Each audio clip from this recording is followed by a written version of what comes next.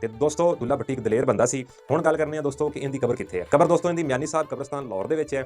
ਮਿਆਨੀ ਸਾਹਿਬ ਕਬਰਸਤਾਨ ਲਾਹੌਰ ਦੇ ਵਿੱਚ ਹੈ ਇਹਦੀ ਕਬਰ। ਜਿਹੜੇ ਬੈਨ ਬਾਈ ਨੇ ਜ਼ਿਆਰਤ ਕਰਨੀ ਹੋਵੇ ਲਾਹੌਰ ਜਾ ਕੇ ਕਰ ਸਕਦਾ ਹੈ, ਤੇ ਜਿੰਨੇ ਵੀਡੀਓ ਦੇ ਵਿੱਚ ਇਹਦੀ ਕਬਰ ਦੀ ਜ਼ਿਆਰਤ ਕਰਨੀ ਹੋਵੇ ਡਿਸਕ੍ਰਿਪਸ਼ਨ ਦੇ ਵਿੱਚ ਮੈਂ ਲਿੰਕ ਦੇ ਦੇਣਾ ਵੀਡੀਓ ਦਾ। ਮੈਂ ਤਫਸੀਲਾਂ ਇਹਦੀ ਕਬਰ ਵਿਖਾਈ ਹੈ ਦੁੱਲੇ ਭੱਟੀ ਦੀ, ਤੇ ਤੁਸੀਂ ਜਾ ਕੇ ਜ਼ਿਆਰਤ ਕਰ ਸਕਦੇ ਜੇ। ਤੇ ਮਜ਼ੀਦ ਦੋਸਤੋ ਇੱਕ ਦਫਾ ਫਿਰ ਸੁਣ ਲਓ, ਇਹਦਾ ਅਸਲ ਨਾਮ ਦੁੱਲਾ ਭੱਟੀ, ਜਿਹੜਾ ਦਾ ਲੋਕ ਯਾਦ ਕਰਦੇ ਨੇ ਦੁੱਲਾ ਭੱਟੀ ਹੈ, ਉਰਫ ਦੁੱਲਾ ਭੱਟੀ ਨੂੰ ਕਿਹਾ ਜਾਂਦਾ ਹੈ। ਅਸਲ ਨਾਮ ਮੀਆਂ ਮੁਹੰਮਦ ਅਬਦੁੱਲਾ ਉਰਫ ਦੁੱਲਾ ਭੱਟੀ ਸ਼ਹੀਦ ਹੈ।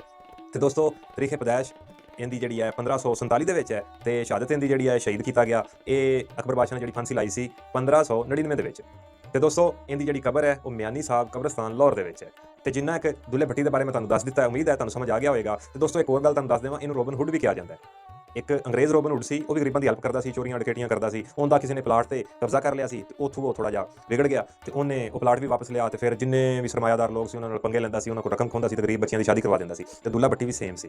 ਰੋਬਨ ਹੁੱਡ ਓਰੀਜਨਲ ਜਿਹੜਾ ਹੈ ਉਹ ਇੱਕ ਅੰਗਰੇਜ਼ ਸੀ, ਇਹ ਪੰਜਾਬ ਦਾ ਰੋਬਨ ਹੁੱਡ ਹੈ, ਮਤਲਬ ਦੁੱਲਾ ਭੱਟੀ। ਤੇ ਦੋਸਤੋ ਮੈਂ ਉਮੀਦ ਕਰਨਾ ਤੁਹਾਨੂੰ ਦੁੱਲਾ ਭੱਟੀ ਦੇ ਬਾਰੇ ਮੇਰੀ ਇਹ ਵੀਡੀਓ ਅੱਛੀ ਲੱਗੀ ਹੋਏਗੀ। ਹੁਣ ਆਪਣੇ ਭਾਈ ਮਹਿਰ ਮੁਦੱਸਰ ਨੂੰ ਇਜਾਜ਼ਤ ਦਿਓ, ਦੁਆਵਾਂ ਦੇ ਵਿੱਚ ਯਾਦ ਰੱਖਿਆ ਜੇ। ਇਨਸ਼ਾਅੱਲਾ ਬੜੀ ਜਲਦੀ ਇੱਕ ਨਵੀਂ ਵੀਡੀਓ ਲੈ ਕੇ ਹਾਜ਼ਰ ਹੋਵਾਂਗਾ, ਇੱਕ ਨਵੇਂ ਹਿਸਟੋਰੀਕਲ ਬੰਦੇ ਦੀ ਵੀਡੀਓ ਤੁਹਾਡੇ ਤੱਕ ਆਏਗੀ।